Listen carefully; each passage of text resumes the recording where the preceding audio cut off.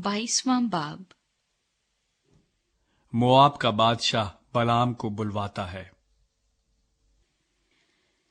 फिर बनी इस्राएल ने कूच किया और दरियाए यरदन के पार मोआब के मैदानों में यरीहो के मुकाबिल खैमे खड़े किए। और जो कुछ बनी इस्राएल ने अमूरियों के साथ किया था वो सब बलक बिन सफूर ने देखा था। इसलिए मोआबियों को इन लोगों से बड़ा खौफ आया, क्योंकि ये बहुत से थे। गर्ज मोआबी बनी इस्राएल के सबब से परेशान हुए।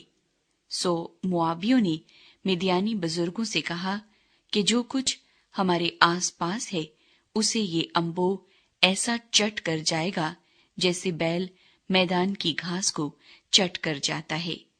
उस वक्त बलक बिन सफूर मोआबियों का बादशाह था। सो उसने बऊर के बेटे बलाम के पास फतूर को, जो बड़े दरिया के किनारे उसकी कौम के लोगों का मुल्क था, कासिद रवाना किए कि उसे बुला लाएं। और ये कहला भेजा, देख, एक कौम मिस्र से निकलकर आई है, उनसे जमीन की सतह छुप गई है। अब वो मेरे मुकाबिल ही आकर जम गए हैं। सो अब तू आकर मेरी खातिर इन लोगों पर लानत कर, क्योंकि ये मुझसे बहुत कवी हैं। फिर मुमकिन है कि मैं गालिब आऊं और हम सब इनको मारकर इस मुल्क से निकाल दे, क्योंकि ये मैं जानता हूं कि जिसे तू बरकत देता है उसे बरकत मिलती है, और जिस पर तू लानत करता है वो मलाऊन होता है। सो मोआब के बुजुर्ग और मिदियान के बुजुर्ग फाल खोलने का इनाम साथ लेकर रवाना हुए और बलाम के पास पहुंचे और बल्क का पैगाम उसे दिया। उसने उनसे कहा कि आज रात तुम यहीं ठहरो, और जो कुछ खुदावंद मुझसे कहेगा उसके मुताबिक मैं तुमको जवाब दूंगा। चुनाचे मोआब के उमरा बलाम के साथ ठहर गए, और खुदा ने बलाम के पास आकर कहा, तेरे हां ये कौन आदमी है? बलाम ने खुदा से कहा कि मोआब के बादशाह बल्क बिन सफूर ने मेरे पास कहला भेजा है कि जो कौम मिस्र से निकलकर आई है उससे जमीन की सतह छुप गई है। सो तू अब आकर मेरी खातिर उन पर लानत कर, फिर मुमकिन है कि मैं उनसे लड़ सकूं और उनको निकाल दूं। खुदा ने बलाम से कहा, तू इनके साथ मत जाना, तू उन लोगों पर लानत ना करना, इसलिए कि वो मुबारक हैं। बलाम ने सुबह को उठकर बल्क के उमरा से कहा, तुम अपने मुल्क को लौट जाओ, क्योंकि खुदावंद मुझे तुम्हारे साथ जाने की इजाजत नहीं देता। और मोआब के उमरा चले गए और जाकर बल्क से कहा कि बलाम हमारे साथ आने से इनकार करता है। तब दूसरी दफा बल्क ने और उमरा को भेजा, जो पहलों से बढ़कर मोअज़्ज़ज़ और शुमार में भी ज्यादा थे। उन्होंने बलाम के पास जाकर उससे कहा, बल्क बिन सफूर ने यूं कहा है कि मेरे पास आने में तेरे लिए कोई रुकावट न हो, क्योंकि मैं निहायत आला मनसब पर तुझे मुमताज करूंगा, और जो कुछ तू मुझसे कहे मैं वही करूंगा। सो तू आ जा और मेरी खातिर इन लोगों पर लानत कर। बलाम ने बल्क के खादिमों को जवाब दिया, अगर बल्क अपना घर भी चांदी और सोने से भर कर मुझे दे, तो भी मैं खुदावंद अपने खुदा के हुक्म से तजावुज नहीं कर सकता कि उसे घटाकर या बढ़ाकर मानूं। सो अब तुम भी आज रात यहीं ठहरो, ताकि मैं देखूं कि खुदावंद मुझसे और क्या कहता है।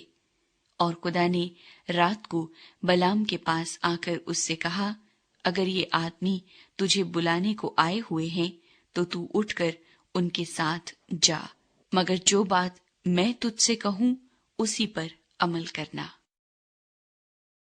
बलाम और उसकी गधी। सो बलाम सुबह को उठा और अपनी गधी पर जीन रखकर मोआब के उमरा के हमरा चला, और उसके जाने के सबब से خدا کا غضب بھڑکا اور خداوند کا فرشتہ اس سے مزاحمت کرنے کے لیے راستہ روک کر کھڑا ہو گیا۔ وہ تو اپنی گدھی پر سوار تھا اور اس کے ساتھ اس کے 2 ملازم تھے، اور اس گدھی نے خداوند کے فرشتے کو دیکھا کہ وہ اپنے ہاتھ میں ننگی تلوار لیے ہوئے راستہ روکے کھڑا ہے۔ تب گدھی راستہ چھوڑ کر ایک طرف ہو گئی اور کھیت میں چلی گئی۔ سو بلعام نے گدھی کو مارا تاکہ اسے راستے پر لے آئے۔ تب خداوند کا فرشتہ ایک نیچی راہ میں جا کھڑا ہوا جو تاکستانوں کے بیچ سے ہو کر نکلتی تھی، اور اس کی دونوں طرف دیواریں تھیں۔ گدھی خداوند کے فرشتے کو دیکھ کر دیوار سے جا لگی، اور بلعام کا پاؤں دیوار سے پچا دیا، سو اس نے پھر اسے مارا۔ تب خداوند کا فرشتہ آگے بڑھ کر ایک ایسے تنگ مقام میں کھڑا ہو گیا جہاں دہنی یا بائیں طرف مڑنے کی جگہ نہ تھی۔ پھر جو گدھی نے خداوند کے فرشتے کو دیکھا تو بلعام کو لیے ہوئے بیٹھ گئی۔ پھر تو بلعام جھلا اٹھا اور اس نے گدھی کو اپنی لاٹھی سے مارا۔ تب خداوند نے گدھی کی زبان کھول دی اور اس نے بلعام سے کہا، میں نے تیرے ساتھ کیا کیا ہے کہ تو نے مجھے 3 بار مارا؟ بلعام نے گدھی سے کہا، اس لیے کہ تو نے مجھے چڑھایا، کاش میرے ہاتھ میں تلوار ہوتی تو میں تجھے ابھی مار ڈالتا۔ گدھی نے بلعام سے کہا، کیا میں تیری وہی گدھی نہیں ہوں جس پر تو اپنی ساری عمر آج تک سوار ہوتا آیا ہے؟